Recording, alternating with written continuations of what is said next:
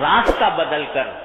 ان دو چیزوں پر مرکوز کر دو، یا اللہ یہ حاجت ہے یہ پوری کر دیجئے، یا اللہ یہ آپ نے مجھے اچھی چیز عطا فرمائی ہے میں اس پر شکر ادا کرتا ہوں۔ تو شکر ایک ایسی نعمت ہے، ایک ایسی عبادت ہے۔ ہمارے حضرت والا فرمایا کرتے تھے، اللہ تعالیٰ ان کے درجات بلند فرمائے، فرماتے تھے کہ یہ شکر ایسی عبادت ہے کہ کسی کو پتہ بھی نہ چلے کہ کیا عبادت کر رہا ہے بندہ۔ اگر تم نفلیں پڑھ رہے ہو تو اس میں ریاکاری کا بھی احتمال ہے، اس میں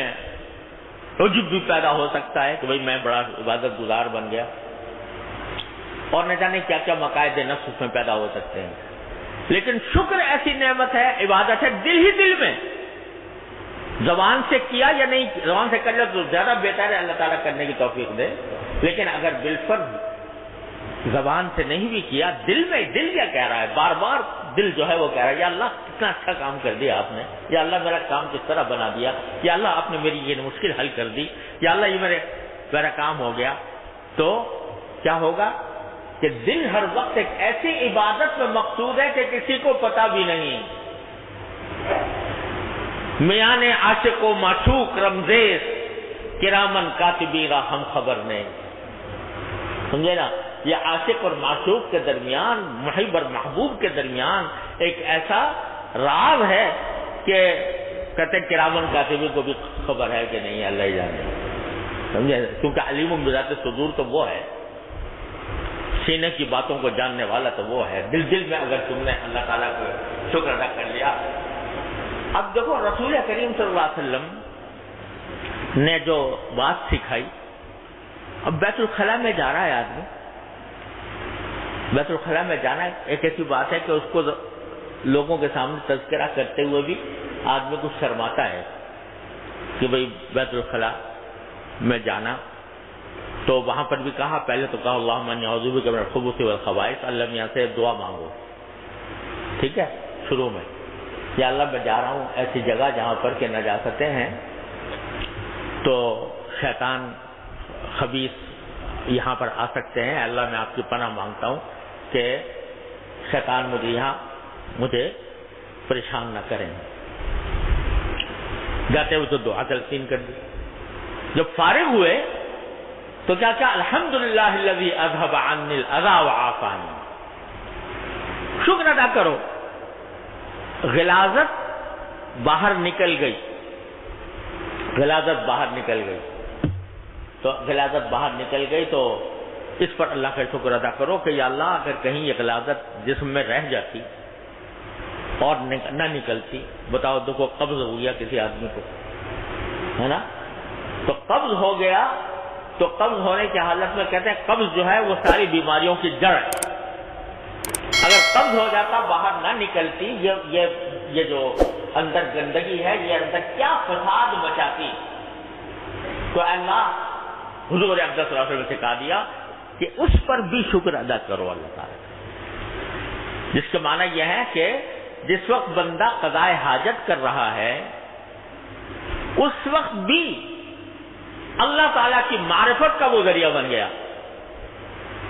کہ یہ گندگی تو مجھے نظر آ رہی ہے، باہر اللہ تعالیٰ نے نکال دی ہے، اگر اندر رہتی تو کیا فساد مچاتی۔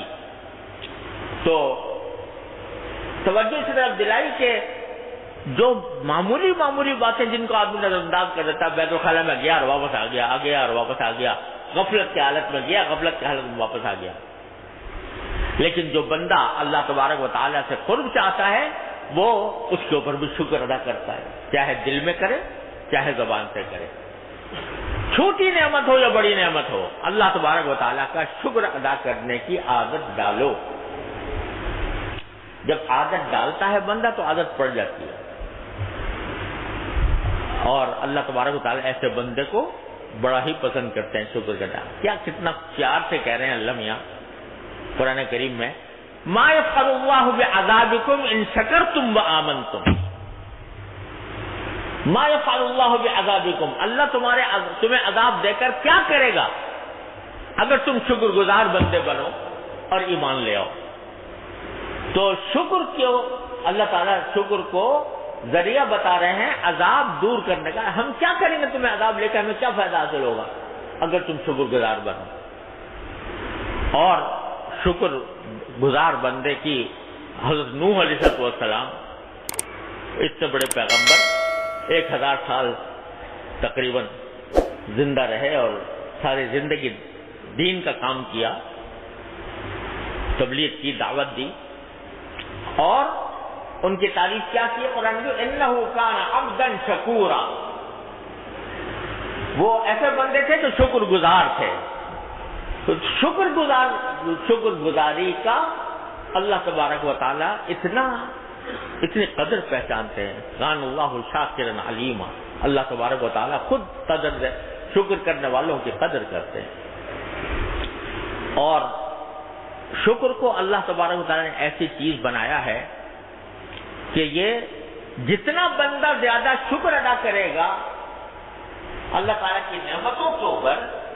اتنا ہی شیطان کے حملے سے محفوظ رہے گا۔ کیونکہ دیکھو قرآن کریم میں اللہ تبارک و تعالیٰ نے بتایا کہ جب شیطان کو جنت سے نکالا گیا تو اس نے اللہ تعالیٰ سے کہا تھا کہ یا اللہ اس آدم کی وجہ سے مجھے جنت سے نکلنا پڑا ہے، تو اب میں اس آدم کی اولاد کے اوپر حملے کروں گا، دائیں سے آؤں گا، بائیں سے آؤں گا، آگے سے آؤں گا، پیچھے سے آؤں گا،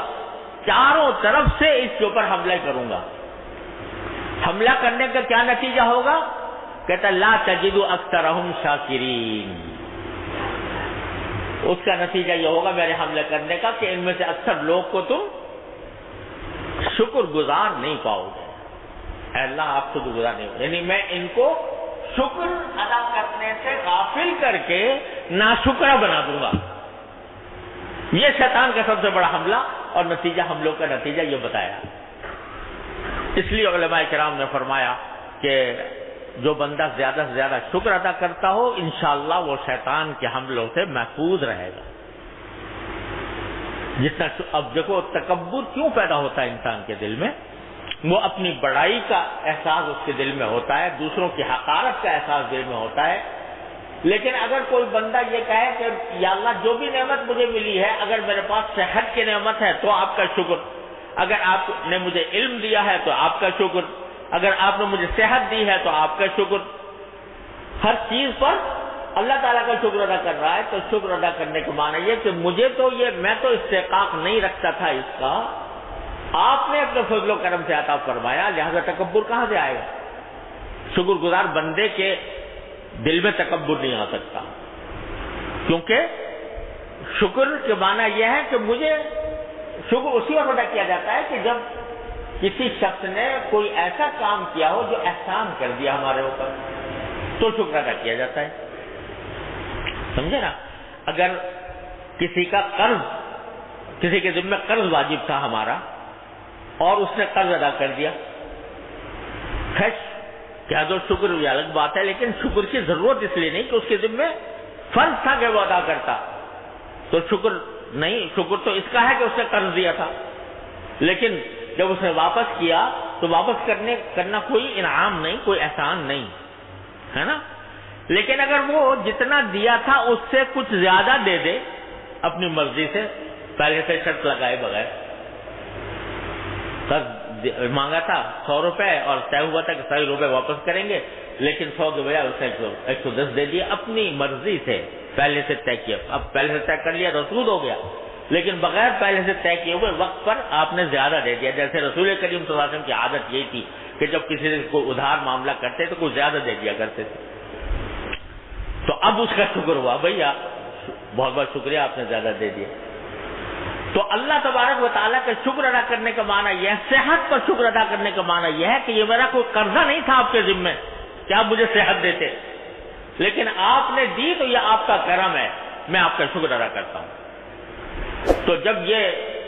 دل میں آ گیا کہ میرا استحقاق نہیں تھا، میرا کوئی قرضہ آپ کے ذمہ نہیں آتا تھا کہ آپ مجھے یہ دیتے،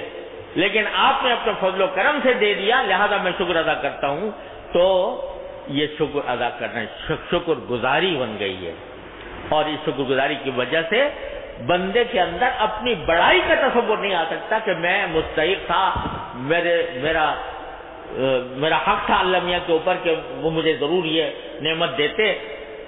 تو جب یہ بات نہیں تو تکبر بھی نہیں آ سکتا. تو شیطان جو ہے وہ راہ مارتا ہے جن راستوں سے، اس کا بہترین علاج یہ ہے کہ بندہ شکر گزار بن جائے اللہ تبارک و تعالیٰ کا. لیکن حقیقت میں شکر گزار بندے قرآن کریم میں اللہ تعالیٰ شکایت کرتے ہیں کہ ہیں کم. قلیل من عبادی الشکور، میرے بندوں میں صحیح معنی میں شکر گزار بندے بہت کم ہیں. نعمتوں میں تو سب کو میں نے سیراب کر رکھا ہے، سب کو دے رکھا ہے، کافر کو، منافق کو، مشرک کو، مسلم کو، غیر مسلم کو، سب کو رزق دے رہا ہوں. بنی خان یغما سے دشمن سے دوست.